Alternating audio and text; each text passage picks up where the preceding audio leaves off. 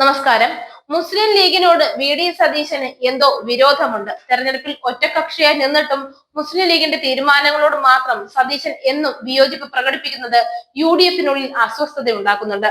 കോൺഗ്രസിന്റെ ഉള്ളിൽ തന്നെ ഗ്രൂപ്പ് പോരാണ്. തെരഞ്ഞെടുപ്പിൽ വിജയിച്ചു കഴിഞ്ഞാൽ മുഖ്യമന്ത്രി കസേര ആർത്തി എന്നതിലെ ചർച്ചകൾ എവിടെയും കൊണ്ട് ഒതുക്കി നിർത്താൻ നേതാക്കൾക്കായിട്ടില്ല. അതിനുവേണ്ടി കോൺഗ്രസ് തന്നെ രണ്ട് ഗ്രൂപ്പുകളായി തിരിഞ്ഞ് അടിയും തുടങ്ങിയിട്ടുണ്ട്. ചാണ്ടി ഉമ്മന്റെ ഗ്രൂപ്പിൽ എല്ലാം മുതിർന്ന നേതാക്കളാണ്. ചെന്നിത്തല പക്ഷത്ത് ചാണ്ടി ഉമ്മൻ നിലയുറപ്പിക്കുമ്പോൾ സതീശനോട് എതിർപ്പുള്ള സുധാകരനും കെ മുരളീധരനും കൈകൊടുത്തു നിൽക്കുന്നുണ്ട്.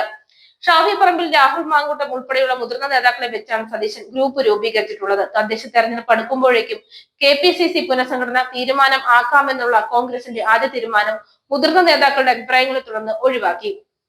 സുധാകരനെ മാറ്റാനുള്ള തീരുമാനത്തിനോട് ആരും അടുക്കാതെ വന്നപ്പോൾ പുനഃസംഘടന തന്നെ വേണ്ടെന്ന് വെക്കുകയായിരുന്നു കോൺഗ്രസ്. പുനഃസംഘടന ചർച്ചകൾ പാളിപ്പോയപ്പോൾ തദ്ദേശ തെരഞ്ഞെടുപ്പിലേക്കുള്ള ഒരുക്കങ്ങൾ നടത്താം എന്നായി.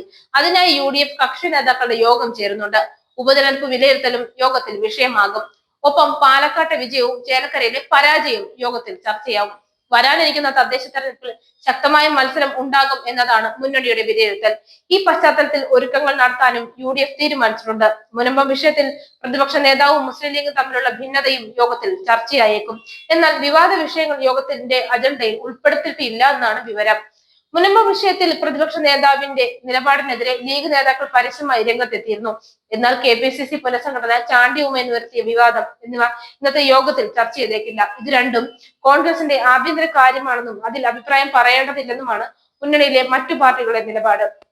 20 വർഷത്തിനിടയിൽ കോൺഗ്രസും UDF-ഉം ഒരു അഭിപ്രായ വ്യത്യാസവും ഇല്ലാതെ ഒറ്റക്കെട്ടായി പോകുന്ന കാലമാണിതെന്നാണ് സതീശൻ പറഞ്ഞിരുന്നത്.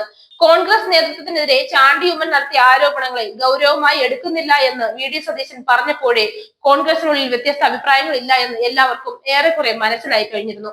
മുനമ്പം വിഷയത്തിൽ ലീഗിന്റെ അഭിപ്രായത്തിന് ഭിന്നമായി പരസ്യ പ്രസ്താവന കൂടി നടത്തിയിട്ടാണ് ഇപ്പോൾ യാതൊരു ഭിന്നതയും ഇല്ലെന്ന് പറഞ്ഞ് പ്രതിപക്ഷ നേതാവ് രംഗത്തെത്തിയിരിക്കുന്നത്.